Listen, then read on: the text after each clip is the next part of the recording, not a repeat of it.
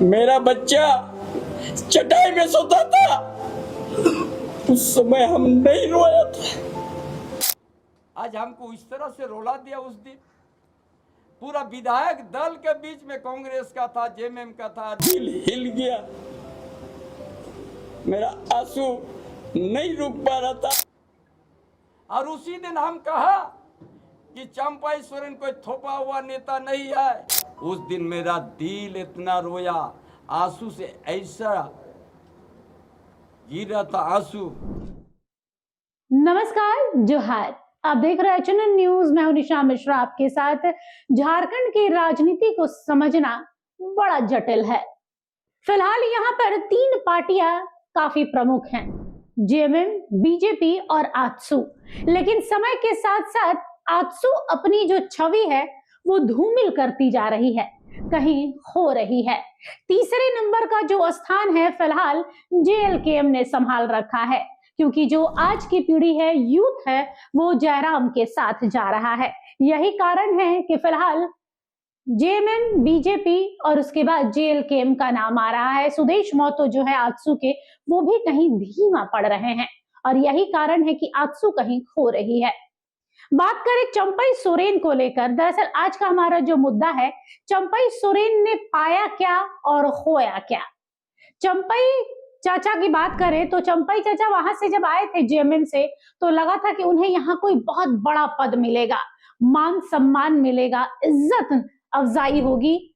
लेकिन शुरुआत में कुछ ऐसा ही देखने को मिला, लेकिन अंत आते आते सब कुछ पहले जैसा हो गया। कहते हैं ना कि जिस चीज की अपेक्षा में वो जेएमएम से भाजपा में आए थे, वो उन्हें नहीं मिला। फिलहाल भारतीय जनता पार्टी की बात करें तो पिछले 2 विधानसभा चुनाव में लगातार 2 हार के बाद भारतीय जनता पार्टी ने समीक्षा की कि आखिर हम कम कहां पड़ रहे हैं, कहां हमसे गलती हो रही है। तो भारतीय जनता पार्टी की नजर गई आदिवासी बहुल क्षेत्रों में। उन्हें लगा कि भाई आदिवासियों का कोई बड़ा चेहरा हमारे बीच नहीं है। हालांकि गीता कोड़ा है, अर्जुन मुंडा है, सीता सोरेन है, ये सब के होते हुए भी कुछ खास नहीं कर पा रही थी भारतीय जनता पार्टी।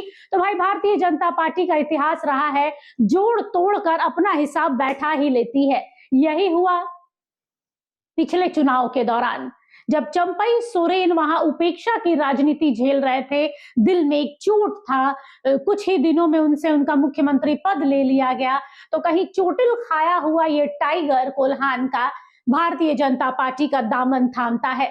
उसके बाद भारतीय जनता पार्टी को फायदा जरूर होता है, जेएमएम को नुकसान भी होता है, क्योंकि सरायकेला के जो आदिवासी समाज के लोग हैं वो चंपई सोरेन को बहुत मानते हैं।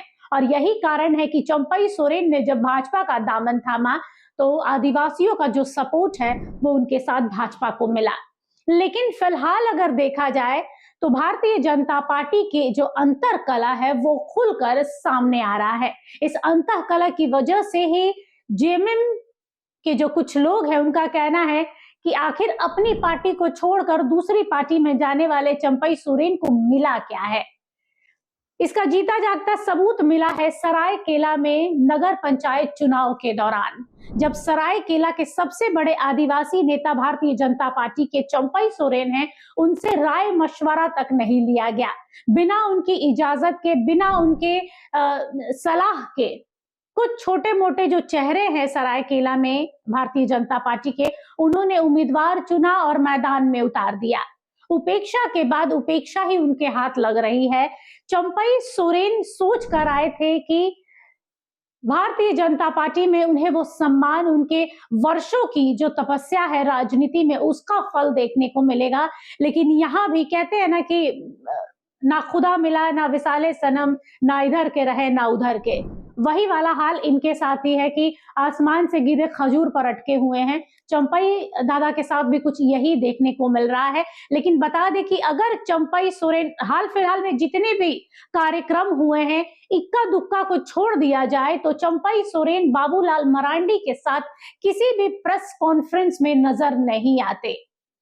किसी भी भारतीय जनता पार्टी के प्रोग्राम में जो रांची में हो रहा है, बहुत कम में चंपई सोरेन शामिल होते हैं।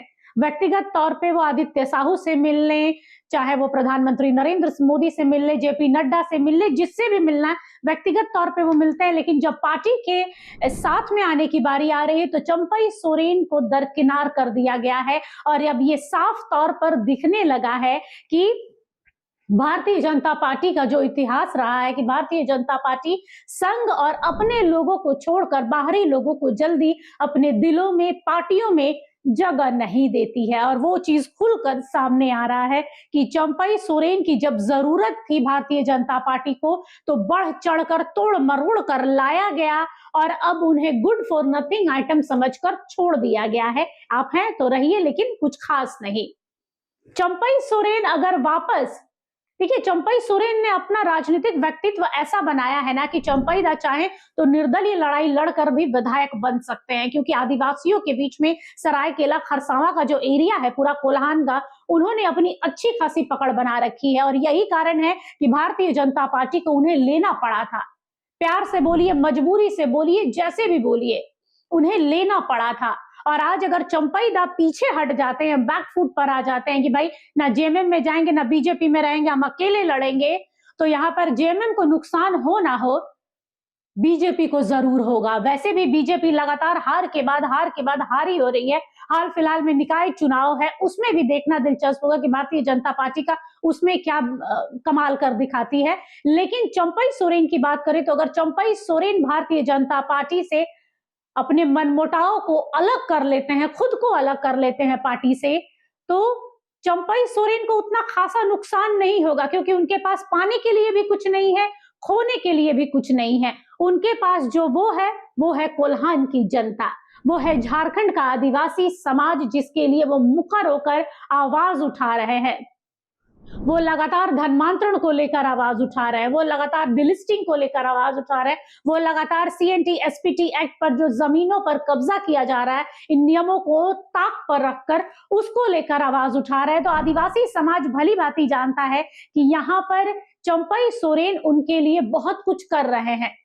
गांव में, बीहड़ों में जाते हैं, लोगों से मिलते हैं, मुलाकात करते हैं, उनके साथ बैठते हैं, जमीन पर बैठते हैं, दाल भात चोखा जो मिला जंगलों में वो खाते हैं।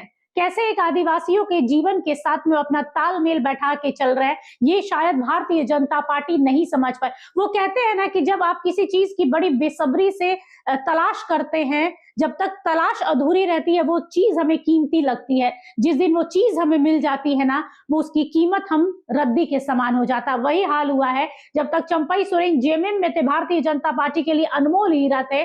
जब भारतीय जनता पार्टी में आ गए हैं तो भारतीय जनता पार्टी उनकी कीमत को नहीं समझ रही है। या फिर ये भी कह सकते हैं कि भाई एक तरीके से ये भी हो सकता है कि भाई यहाँ पर भारतीय जनता पार्टी में कई आदिवासी नेता हैं, तो एक और आदिवासी नेता दूसरी पार्टी से आया, वो लाइमलाइट क्यों बटोर कर ले जाएगा, ये भी हो सकता है। बहरहाल अगर चंपई सोरेन खुद को बीजेपी से अलग करते हैं, निर्दलीय लड़ने का फैसला करते हैं, तो भारतीय जनता पार्टी को एक बार फिर से मुंह की खानी पड़ेगी, क्योंकि आदिवासी बहुल क्षेत्र जो कोल्हान है उसमें भारतीय जनता पार्टी की जो पैठ है वो कमजोर पड़ जाएगी और सेंध लगाएंगे चंपई सोरेन। चंपई सोरेन जब जेएमएम को हिला सकते हैं तो भारतीय जनता पार्टी को हिलाने की ताकत रखते हैं। अभी भी समय है कि भारतीय जनता पार्टी अपनी गलतियों से सीख ले, अपने पुरानी गलतियों से सीख ले। चाहे सीता सोरेन हो, गीता कोड़ा हो, अर्जुन मुंडा हो, ये सब वो कमाल नहीं कर दिखा पाएंगे, क्योंकि ये पिटे हुए सिपाही हैं, कई चुनाव को हारते हुए आए हैं। अगर आजसू की बात करें तो जो घटक दल है उसका भी हाल कुछ बेहाल ही है, खुद अपनी सीट हार कर बैठे थे आजसू के सुप्रीमो। तो देखा जाए तो यहाँ पर चंपई सोरेन को बचाना, उन्हें उनके स्थान पर लाना, वो महत्व देना, सम्मान देना जरूरी है बीजेपी के लिए। अगर बीजेपी यहाँ चूक करती है तो एक बड़ा चेहरा, एक बड़ा आदिवासी चेहरा उनके खेमे से निकल जाएगा और वो बस झाल बजाते रह जाएंगे। फिलहाल के लिए यही कहेंगे कि 2029 के चुनाव में तुरुप का इक्का साबित होंगे चंपई सोरेन। अब वो किस करवट बैठते हैं, क्या वो निकल कर निर्दलीय लड़ना चाहेंगे या फिर से जेएमएम उन्हें अपने खेमे में बुलाने का प्रयास करती है। वैसे भी भतीजा और भतीजा की बीवी यानी बहू उनकी रेडी ही है दिल खोल कर कि भाई चंपई दा जब चाहे आ सकते हैं, उनकी पार्टी है। तो अब देखना दिलचस्प होगा कि चंपई सोरेन किस हिसाब से पन्ना पलटते हैं। फिलहाल के लिए इस खबर पर बस इतना ही। देखते रहिए HNN न्यूज। नमस्कार, जोहार। अगर आपको हमारा ये वीडियो अच्छा लगा तो इसे लाइक करें, शेयर करें और हाँ, सब्सक्राइब करना ना भूलें।